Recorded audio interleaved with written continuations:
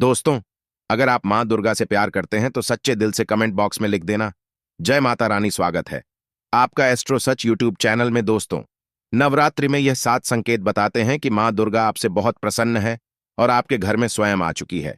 यह 7 संकेत आप भी अपने घर में जरूर चेक करना। नवरात्रि के पूरे 9 दिन देवी माँ को प्रसन्न करने का सबसे अच्छा समय माना जाता है।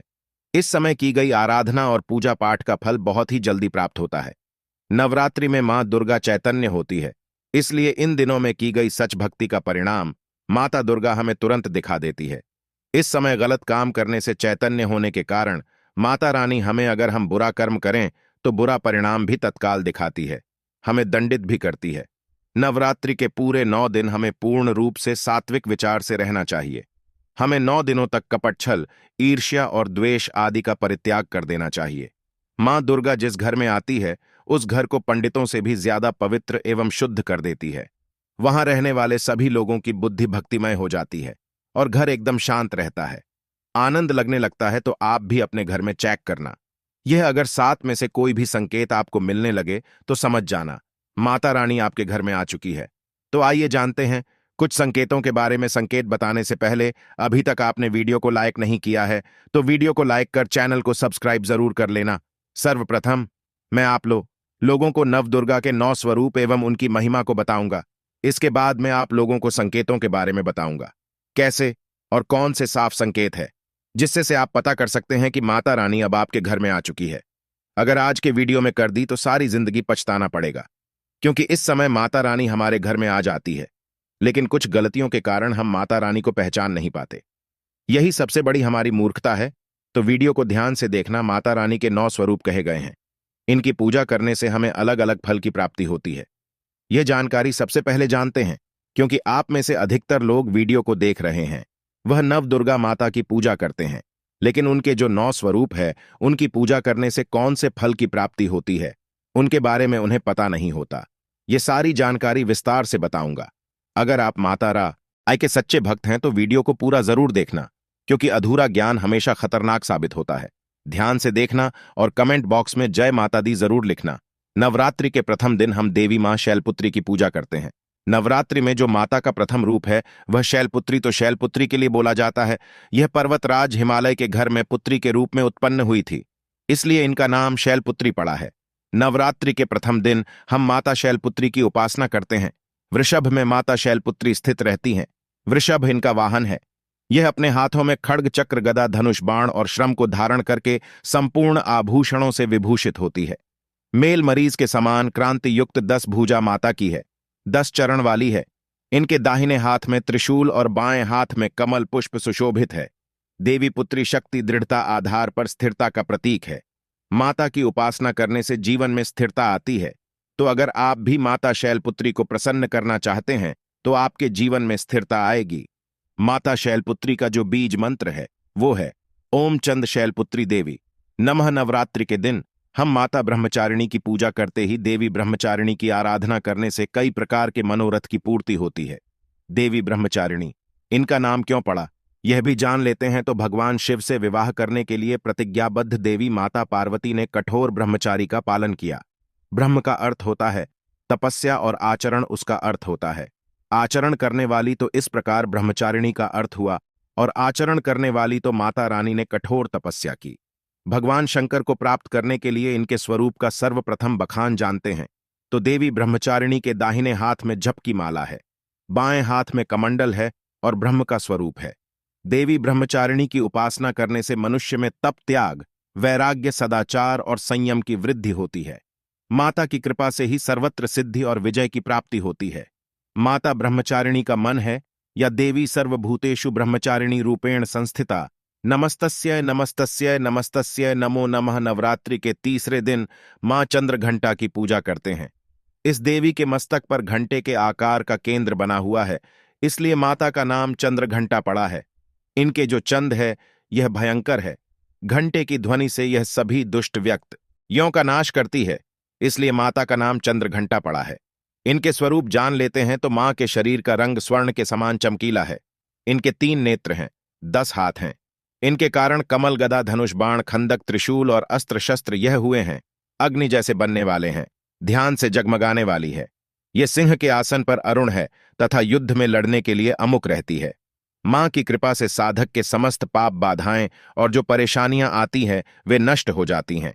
देवी की कृपा से जातक पराक्रमी और निर्भर होता है। अगर आप भी मां चंद्रघंटा की पूजा करते हैं तो आपको निर्भयता की प्राप्ति होती है। देवी मां चंद्रघंटा का मूल मंत्र है। चंद्रघंटा देवी नमो नमः। नवरात्रि के चौथे दिन मां कूष्मांडा की पूजा करते हैं। आप कूष्मांडा क्यों पड़ा है? नाम से भी सुन लीजिए, यह माता कूष्मांडा है, क्योंकि माता ने ही सृष्टि का नियम किया है, इसलिए माता का नाम कूष्मांडा पड़ा है। माता रानी की 8 भुजाएं हैं और यह 8 भुजाएं कई प्रकार की है। यह 8 प्रकार की सिद्धि को अपने हाथों में प्रदान करने वाली कही गई है। इनका वाहन सिंह है और कूष्मांडा माता की आराधना करने से जातक के समस्त रोग और शोक जो होते हैं मिट जाते हैं। माता हमें आयोग, यश और बल तथा आरोग्य प्रदान करती है। माता का मूल मंत्र है कूष्मांडा शर्मिंदा न माह।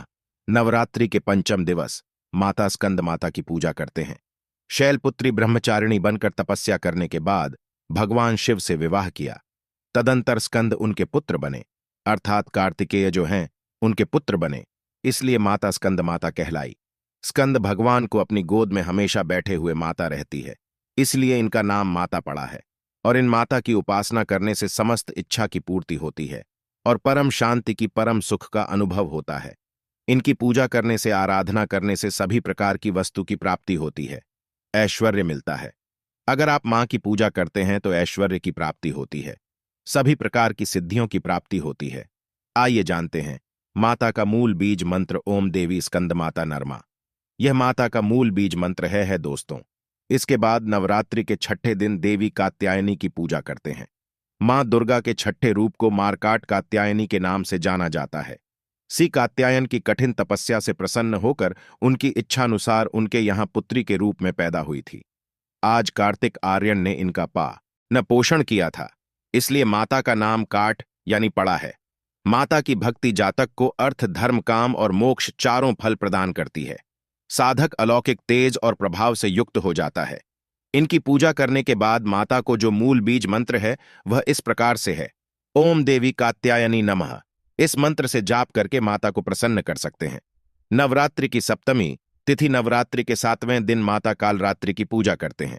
जी हां, माता कालरात्रि की उपासना करते हैं। संपूर्ण प्राणियों की पीड़ा हरने वाली अग्नि भाई जल है। भय रात्रि भय को दूर करने वाली, काम क्रोध और शत्रु का नाश करने वाली है। इनकी पूजा करने से सभी पापों से मुक्ति, दुश्मनों का नाश और तेज बढ़ता है। मां अपने भक्तों के सभी प्रकार के कष्टों और भय से मुक्त कराती है। माता को जो बीज मंत्र है मेरी क्लीन चामुंडा विजय, इस मंच का जाप करने से माता बहुत ही प्रसन्न होती है। या फिर होम काली के नमः इस मंत्र का जाप कर सकते हैं। दोस्तों, नवरात्रि की अष्टमी दिन नवरात्रि के जो अष्टम स्वरूप कही गई है मां गौरी, मां दुर्गा का जो अष्टमी स्वरूप है यह मां गौरी है। हिमालय में तपस्या करते समय गौरी का शरीर धूल मिट्टी से ढककर मलिन हो गया था, जिसे शिव ने गंगा जल से धोकर के मल को बाहर निकाला। मलिन शरीर को गौरव प्रदान किया, इसलिए माता का नाम गौरी पड़ा है। और इनकी पूजा करने से क्या फल प्राप्त होता है, आइए जानते हैं। ये सभी देवियों की तुलना में सबसे जल्दी प्रसन्न होती है।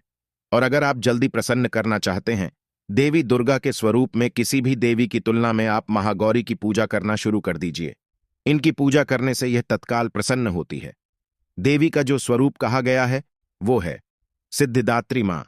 दुर्गा जी का जो स्वरूप है वह है सिद्धिदात्री। ये सभी प्रकार की सिद्धि को देने वाली है। सिद्धि अर्थात मोक्ष को देने वाली। तो देवी मां का पूजा पाठ करने से सभी प्रकार की सिद्धि की प्राप्ति होती है, प्रकार की कामना की पूर्ति होती है। इसीलिए नवरात्र के 9वें दिन इनकी पूजा से असंभव कार्य को भी संभव कर सकते हैं। इसलिए अधिकतर जितनी भी जाता है साधक है, सिद्धि प्राप्त करने वाले साधक मां सिद्धिदात्री की पूजा करते हैं। और मां कभी भी, चाहे असुर हो, चाहे मानव हो, चाहे दानव हो, चाहे कोई भी हो, कितना भी उत्तम सात धूप क्यों ना हो, किसी पर यह भेदभाव नहीं करती, सभी को यह सिद्धि प्रदान करती है। इनका जो बीज मंत्र है सिद्धिदात्री, आप में से अधिकतर दर्शक हमें कमेंट करते हैं कि गुरुजी हमें सिद्धि की प्राप्ति करने के लिए क्या करना चाहिए।